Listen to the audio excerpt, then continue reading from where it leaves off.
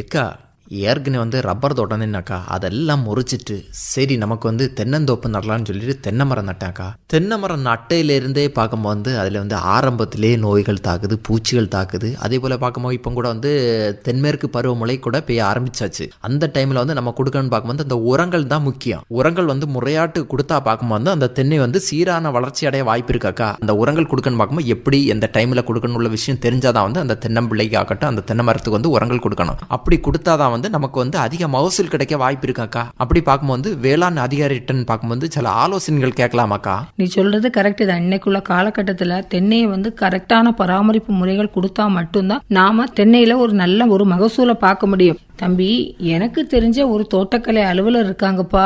அவங்க இன்னைக்கு இரவு நமது குமரி பண்பலையில உழவர் உலகம் நிகழ்ச்சியில தென்னை சார்ந்த எல்லா விஷயங்கள், அதாவது தென்னையினுடைய உரம் எப்படி கொடுக்கணும், தண்ணீர் எப்படி பாய்ச்சணும், தென்னைக்கு நுண்ணூட்டச்சத்து எவ்வளவு கொடுக்கணும், பேரூட்டச்சத்து எவ்வளவு கொடுக்கணும், பூச்சி மேலாண்மை, அப்புறம் அதுல பூச்சி தாக்குதல் வந்தா அது எப்படி தடுக்கணும், இப்படி நிறைய விஷயங்களை சொல்லியிருக்காங்கப்பா. அதனால நீ முதல்ல இன்னைக்கு இரவு நமது குமரி பண்பலையை கேளு. அதை கேட்டுட்டு அதுக்கு பிறகு அவங்க சொல்ல ஆலோசனைகளை ஃபாலோ பண்ணு. அலுவலரை நேர்ல சந்திக்கணும்னாலும் கூட நம்ம தோவாளை வட்டாரத்துல போய் சந்திக்கலாம்ப்பா.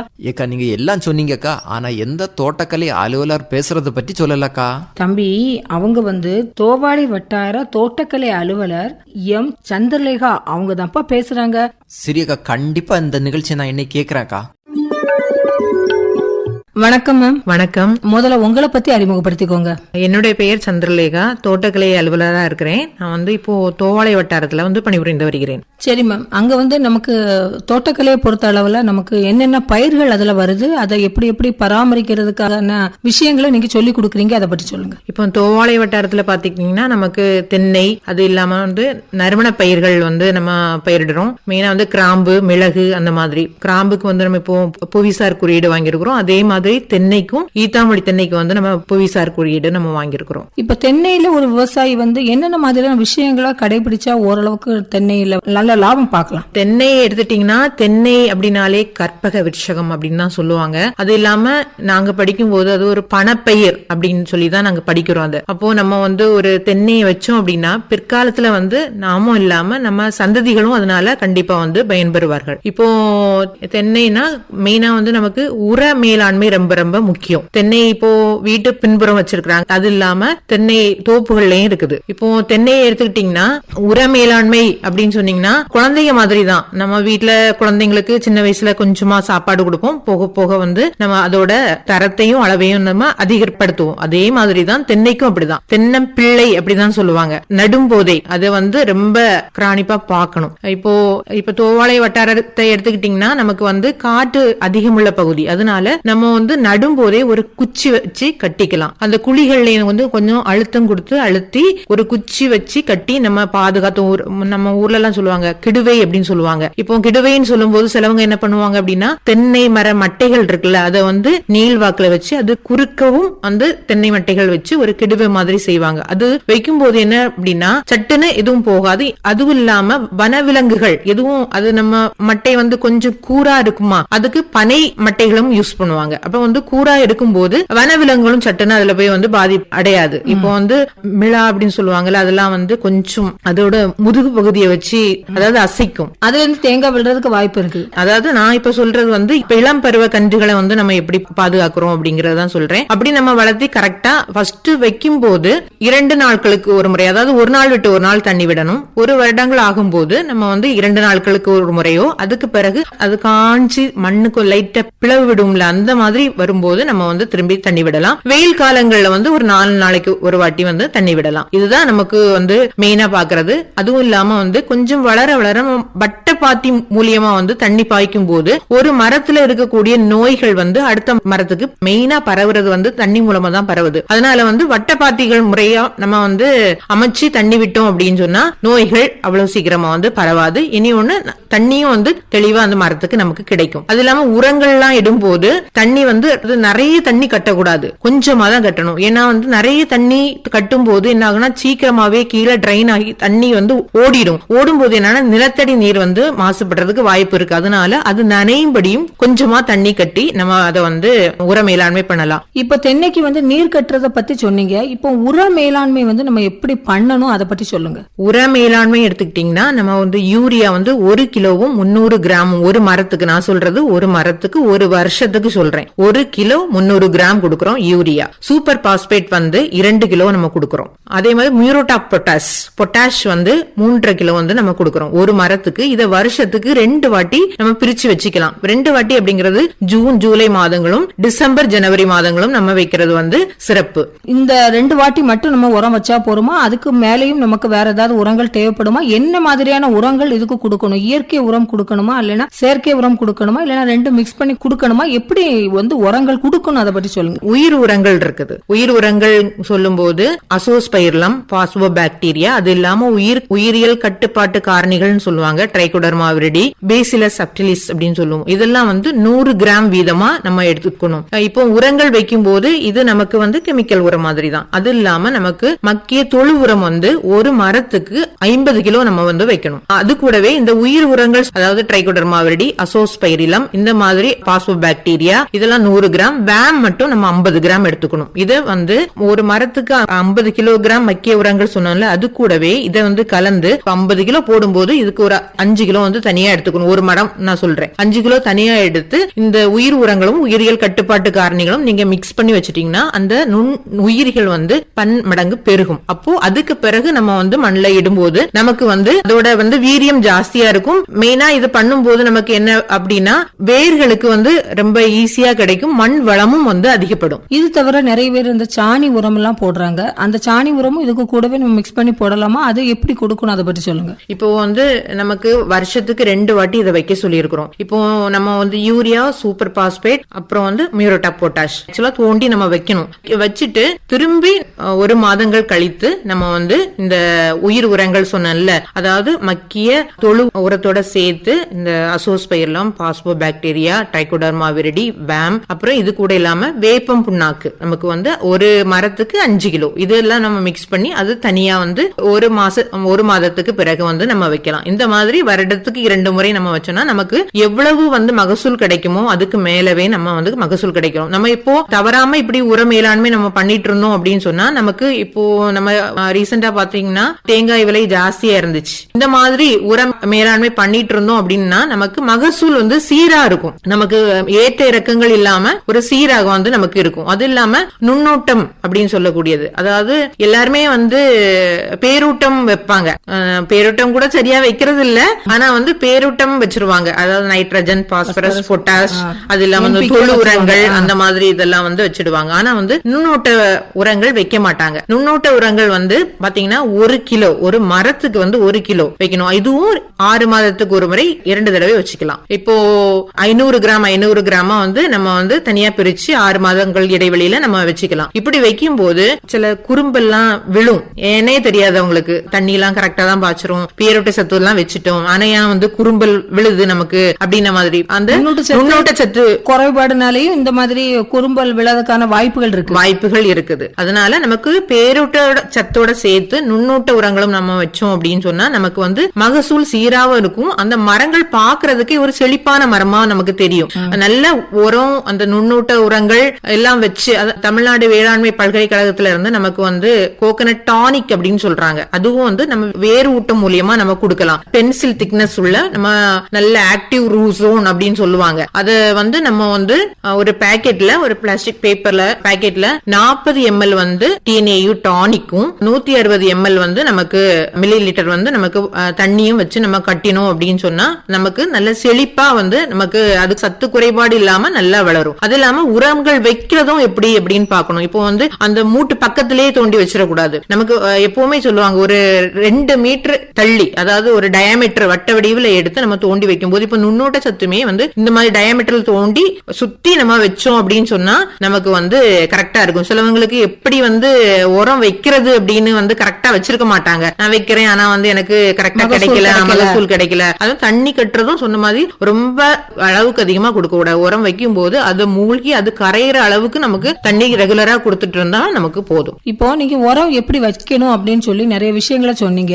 அதுல வந்து நிறைய விவசாயிகளுக்கு நீங்க சொன்ன மாதிரி உரங்கள் வைக்கக்கூடிய அந்த முறைகள் தெரியாது. இதுக்கான பயிற்சிகள் ஏதாவது நீங்க கொடுக்கறீங்களா? எப்படி? எங்களோட ஃபார்ம் ஒண்ணு, அதாவது தென்னை நாற்று பண்ணை புத்தளத்துல இருக்குது. இப்போ ஒவ்வொரு பிளாக்ல இருந்தும் நாங்க வந்து ஒரு 15ல இருந்து 20 விவசாயிகள் வந்து கேட்டு அவங்களுக்கு வந்து இப்ப பயிற்சி கொடுத்தாங்க. அதாவது தென்னை எப்படி வந்து ஒரு மரத்துல தாய் மரத்துல இருந்து தேங்காய்கள் எப்படி விதைக்கு நம்ம செலக்ட் பண்றது, அதுவும் இல்லாம அது எப்படி வந்து நம்ம ஃபீல்ட்ல வந்து வைக்கிறது, அதுவும் இல்லாம தென்னையில உர மேலாண்மை எப்படி பண்றது, நுண்ணூட்ட உரங்கள் எப்படி வைக்கிறது, அதுவும் இல்லாம தென்னைக்கு வந்து நம்ம கண்டிப்பா உழவு கொடுக்கணும். அது எல்லாமே வந்து நாங்க பயிற்சி மூலியமா நாங்க சொல்லி கொடுத்திருக்கோம். அது இல்லாம போன வருஷத்துல வந்து தேசிய தோட்டக்கலை இயக்கம் 2024-25 வந்து நாங்க ஸ்காட் கிறிஸ்டின் காலேஜ்ல வச்சு ஒரு கருத்தரங்கு வச்சிருந்தோம். தென்னைக்காக ஒரு கருத்தரங்கு வச்சிருந்தோம். அதுல வந்து நமக்கு TNAU இல்லாம நமக்கு தென்னை வளர்ச்சி போர்டு அப்படின்னு சொல்லுவோம், அதுல இருந்தும் நமக்கு சயின்டிஸ்ட் எல்லாம் வந்து நமக்கு கொடுத்தாங்க.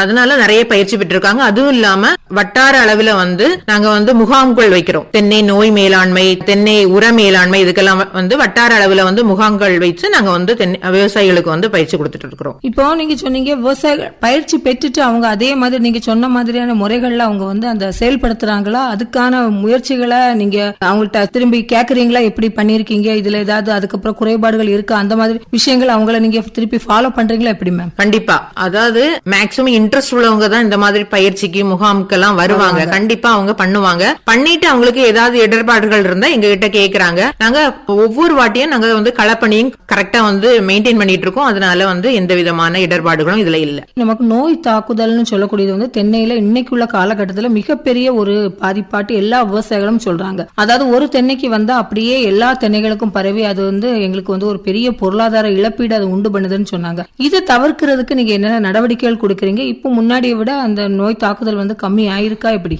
இப்போ நோய் அப்படின்னு பாத்தீங்கன்னா நமக்கு இப்போ வந்து பெருமளவுல வந்து பாதிப்பை ஏற்படுத்தக்கூடியது வந்து கேரள வேர்வாடல் நோய். இது மூலியமா தான் நமக்கு இப்போ கொஞ்சம் மகசூல் இழப்புகள் கூட வருது. அதுக்காக வந்து நிறைய இப்போ முகாம்கள் மேக்சிமம் நடத்துறதே வந்து இதுக்காக தான் நாங்க நடத்துறோம். வேர்வாடல் நோய், தஞ்சாவூர் வாடல் நோய், அப்புறம் வந்து குருத்தல்கள் நோய், இதுதான் வந்து நமக்கு மேக்சிமம் வரக்கூடியது இந்த நோய்கள் தான். இதுக்காக வந்து நிறைய முகாம்கள் கொடுக்கறோம், நிறைய டெமோ பண்ணிருக்கிறோம். இதுக்காக அது மூலியமா வந்து நிறைய பேர் வந்து பயன்பெற்று இது பண்ணிருக்காங்க. இப்ப வேர்வாடல் நோய் பாத்தீங்கன்னா தென்னை மரத்தை பார்த்தாலே உங்களுக்கு தெரியும். தென்னை அப்படின்னு மட்டும் இல்லாம எந்த பயிர்களுமே நமக்கு பொதுவா வந்து இலைகள் பச்சை நிறமா தான் இருக்கும். பச்சையம் இருந்தாதான் நம்மளுக்கு, நம்ம ஸ்கூல்ல படிச்சிருக்கோம், ஒளி சேர்க்கை நம்மளுக்கு நடைபெறும். ஃபர்ஸ்ட் எந்த ஒரு நோய் வந்தாலும் நமக்கு வந்து இலைகள் தான் பொதுவா வந்து நிறங்களை காட்டும். இந்த வேர்வாடல் நோயிலுமே வந்து ஃபர்ஸ்ட் நமக்கு பச்சை இருக்கிறது கொஞ்சமா வந்து நிறம் கம்மியாகும். நிறம் கம்மியாகி பாத்தீங்கன்னா மாட்டோட விலா எலும்பு மாதிரி இருக்கும் அந்த ஓலைகள். இப்ப பாத்தீங்கன்னா நல்ல காற்றடிக்கும் போது அந்த இலைகள் எல்லாம் உதிர்ந்துரும். அப்ப அந்த வந்து குச்சி மட்டும் அப்படி நீட்டிட்டு இருக்கும். பார்க்கும்போது மாட்டோட விலா எலும்புகள் மாதிரி இருக்கு. அது விவசாயத்துல உள்ளவங்க வந்து அதை கண்டுபிடிச்சிருவாங்க, இதுக்கு ஏதோ ஒரு நோய் வந்து தாக்கி இருக்குது அப்படின்னு கண்டுபிடிச்சிருவாங்க. இப்போ அந்த விலா எலும்பு மாதிரி இருந்தா நமக்கு வேர்வாடல் நோய் அப்படிங்கறத வந்து கன்ஃபார்ம் பண்ணிடலாம். பொதுவா நமக்கு நல்ல ஊட்டச்சத்து இருந்தாலே நமக்கு நோய்கள் வந்து உடனே நமக்கு தாக்காது. இதுக்கு நம்ம கொரோனாவா தான் சொல்லணும். கொரோனால உடல் வாக்கா இருந்தவங்க வந்து நிறைய பேர் வந்து அது வராமலே பாதுகாத்துக்கிட்டாங்க. வந்தாலும் அதை நோய் எதிர்ப்பு சக்தி மூலியமா வந்து சரி பண்ணிக்கிட்டாங்க. அதே மாதிரிதான் தென்னையும் இந்த மாதிரி உர மேலாண்மை செஞ்சு பராமரிச்சாலே வந்து நோய்கள் வராது. நோய்கள் வராம இருக்கிறதுக்கு இந்த தென்னை வேர்வாடல் நோய், அதாவது கேரள வேர்வாடல் நோய்க்கு நம்ம வந்து தமிழ்நாடு வேளாண்மை பல்கழகத்துல இருந்து நமக்கு கொக்கோகான் அப்படின்னு ஒரு கரைசல் கொடுத்திருக்காங்க. இது ஒரு மரத்துக்கு 2 லிட்டர், இது கூட 8 லிட்டர் தண்ணி நம்ம கலந்து அந்த வேர்கள் நனையின்படி நம்ம வட்டப்பாத்தி முறையில எடுத்து நமக்கு விட்டோம் அப்படின்னு சொன்னா அதுல இருந்து பாதிப்பு நல்ல சரியா இருக்குது. நிறைய பேர் வந்து அதை வந்து ரொம்ப அப்ரிஷியேட் பண்ணாங்க, நல்லா இருக்குது அப்படின்ன மாதிரி சொல்லி இருக்கிறாங்க. ஃபர்ஸ்ட் எந்த நோய் வராம இருக்கிறதுக்கு உர மேலாண்மை நல்லா பண்ணிட்டோம் அப்படின்னு சொன்னா நமக்கு நல்லது. அது இல்லாம அந்த குருத்தல்கள் நோய் சொன்னல, மெயினா நமக்கு மழை காலங்கள்ல, மழைக்காலம் பாத்தீங்கன்னா நம்ம மாவட்டத்தை பொறுத்தளவுல வந்து தொடர்ந்து இருக்கும். தொடர்ந்து இருக்கும்போது என்ன ஆகும் அப்படின்னா இந்த நோய்கள் வர்றதுக்கு வாய்ப்புகள் அதிகம். நம்ம பொதுவா நம்ம இருமல் சளி அப்படிங்கிறது நமக்கு மழை காலங்கள்ல வரக்கூடியது. அதே மாதிரிதான் இந்த தாவரங்களுக்கும் செடிகளுக்கும் கொடிகளுக்கும் மரங்களுக்கும் நமக்கு வந்து இந்த நோய் தாக்குதல் வந்து ஜாஸ்தியா இருக்கும். இப்போ குருத்தல்கள் பாத்தீங்கன்னா அந்த மெயின் அந்த குருத்து இருக்குல்ல, குருத்து வந்து அழுகும் போது என்ன பண்ணுனா இது காப்பர் ஆக்சி குளோரைடு அப்படின்னு சொல்லுவாங்க. அத வந்து நமக்கு வந்து 3 கிராம் 1 லிட்டருக்கு எடுத்து கரைச்சு நல்லா தெளிச்சு விட்டோம் அப்படின்னா நமக்கு வந்து சரியாயிடும். அது இல்லாம போடாக் பேஸ்ட் அப்படின்னு சொல்லுவாங்க. அதாவது 1 லிட்டர் நம்ம ரெடி பண்ணணும் அப்படின்னா 100 கிராம் வந்து காப்பர் சல்பேட், அதாவது மயில் துத்தம் அப்படிம்பாங்க, அல்லது துருசு, நம்ம மாவட்டத்துல துருசு அப்படிம்பாங்க. 100 கிராம் வந்து சுண்ணாம்பு எடுத்துட்டு இது 500 மில்லி லிட்டர் தண்ணியில தனித்தனியா கலந்துக்கணும். இப்போ வந்து நம்ம துருசு சொல்றோம்ல, அதாவது காப்பர் சல்பேட், அதை எடுத்து நம்ம சுண்ணாம்புல விடணும். இதை தனித்தனியா கலந்து எடுத்துட்டு 500 ml தண்ணியில கலந்து எடுத்துட்டு நல்லா கலந்துட்டு அந்த துருசு வந்து நம்ம சுண்ணாம்பு கலந்த கலவையில நம்ம விட்டுட்டு அதை ஒரு நல்ல பேஸ்ட் மாதிரி, ஏன்னா 1 லிட்டர் தான் நம்ம ரெடி பண்றோம், அது பேஸ்ட் மாதிரி அது நம்ம வந்து ஒரு பேஸ்ட் மாதிரி அது மேல தடவி விட்டோம் அப்படின்னு சொன்னா நம்ம குருத்துளர்கள் நோயில இருந்து அதை நம்ம பாதுகாக்கலாம். அது இல்லாம நம்ம தஞ்சாவூர் வேர்வாடல் நோய் சொல்றோம்ல, தஞ்சாவூர் வேர்வாடல் நோய் பாத்தீங்கன்னா நம்ம அந்த தண்டு பகுதிகளில் ஒரு மாதிரி ஒரு பிசின் மாதிரி வலியும், அப்படியே ஒரு தண்ணி மாதிரி வலியும். அது இல்லாம ஓலைகள் வந்து அது தண்டோட சேர்ந்து இருந்தாப்ல இருக்கும், அதை பார்த்தாவே நமக்கு தெரியும் இது தஞ்சாவூர் வேர்வாடல் தான் அப்படின்னு சொல்றோம். இதுக்கு என்ன பண்ணணும் அப்படின்னா இதே மாதிரி போடாக்ஸ் மிக்சர் கலந்து, அதாவது 1% போடா கலவை, அதாவது 100 லிட்டர் நம்ம ரெடி பண்றோம் அப்படின்னா 50 லிட்டர் இதே மாதிரி நம்ம வந்து துருசும் 50 லிட்டர் வந்து சுண்ணாம்பும் கலந்துட்டு துருசு உள்ள கலவையை வந்து நம்ம சுண்ணாம்புல நல்லா கலந்து விடணும். இதை வந்து சரியா இதோட கலவை இருக்குதா அப்படி நம்ம எப்படி பார்ப்போம்னா, நம்ம கத்தி அரவா அந்த மாதிரி இருக்கிறத நல்லா ஷார்ப் பண்ணிட்டு அதுல வச்சு பார்த்தோம்னா ஏதாவது ரெட்டிஷ் ஒரு மாதிரி சிவப்பு நிற படலம் வந்து அதுல மேல இருந்துச்சு அப்படின்னு சொன்னா நம்ம வந்து கூட கொஞ்சம் சுண்ணாம்பு வந்து நம்ம சேர்த்து அந்த கலவையை சமப்படுத்திட்டு திரும்பி வந்து நம்ம வந்து விட்டோம் அப்படின்னா, அதாவது பாதிச்ச மரத்துக்கு வந்து 40 லிட்டர் வரைக்கும் விட்டுரும், அதை சுற்றி உள்ள மரங்களுக்கு 20 லிட்டர் வரைக்கும் நம்ம விட்டோம் அப்படின்னு சொன்னா நம்ம அதுல தஞ்சாவூர் வேறுபாடுல இருந்து பாதிப்புல இருந்து நம்ம வந்து மரத்தை மீட்டெடுக்கலாம். அது இல்லாம இந்த போடாக் பேஸ்ட், போடாக்ஸ் மிக்சர் சொல்றோம்ல, அது வந்து நிறைய விவசாயிகள் என்ன பண்ணுவாங்கன்னா அதை வந்து கரெக்டா அந்த மாதிரி கலவை இந்த மாதிரி பண்ண மாட்டாங்க. ஏதோ நாங்க இவ்வளவு ஒரு கை அள்ளி போட்டோம், ஒரு மக்கு அள்ளி போட்டோம், ரெண்டையும் சேர்ந்து கலக்கணும் அந்த மாதிரி கிடையாது. தனித்தனியா தான் கலந்து துருசதான் எப்போ வந்து சுண்ணாம்புல விடணும். அதுக்காக நாங்க படிக்கும் போதெல்லாம் எப்படி ஞாபகம் வச்சு அப்படின்னா, வானம் நீல நிறம், அப்போ அந்த நீல நிறமாக இருக்கிறதா எடுத்து சுண்ணாம்புல விடணும் அப்படின்னு நாங்க ஞாபகம் வச்சு நாங்க படிக்கிற காலத்துல அப்படிதான் படிப்போம். இந்த மாதிரி நிறைய விவசாயிகளுக்கு நாங்க சொல்லி கொடுக்கிறோம். இப்போ கிராம்பு தோட்டத்துல எல்லாம் நிறைய பிரச்சனைகள் இருக்கு, அப்போ இந்த போடோ கலவை மிக்ஸ் பண்றதுக்கு நாங்க தனியா சொல்லி கொடுத்தோம், இப்படி பண்ணுங்க இந்த மாதிரி. அதாவது அவங்க அந்த கலவை வந்து அவங்க சரியா வந்து செய்யறது இல்ல, அதனால அந்த மருந்து விட்டா நமக்கு வந்து என்ன பிரயோஜனமா இருக்குமோ அது அவங்களுக்கு கிடைக்கிறது இல்ல. அதனால கலவை வந்து கரெக்டா இருந்துச்சு அப்படின்னா நம்ம அந்த பயன் பெறுவோம். இப்ப நீங்க சொன்ன மாதிரி வந்து ஒரு விவசாயி வந்து தென்னை விவசாயம் தான் பண்ணணும் அப்படின்னா அவரு நீங்க சொன்ன ஒரு சில ஆலோசனைகளை கேட்டு பண்ணினார்னா தரமான ஒரு செடியை அவர் நட்டு வச்சு ஒரு நல்ல ஒரு மகசூலும் பெறலாம். அது மட்டும் இல்லாம நீங்க அது கன்று நட்டு கொஞ்சம் வருஷம் வரைக்கும் அது வளர்றதுக்கு டைம் ஆகும், அந்த டைம்ல கூட நம்ம ஊடுபயிர் போடலாம்னு சொன்னீங்க. உண்மையிலே நிறைய விஷயங்களை இன்னைக்கு குமரி பண்பலையில பேசியிருக்கீங்க. கண்டிப்பா அது வந்து பயனுள்ள வகையில அமையும் அப்படின்னு நம்பிக்கையோட இன்னைக்கு உங்ககிட்ட இருந்து விடைபெற்றுக் கொள்கிறோம். ரொம்ப நன்றி.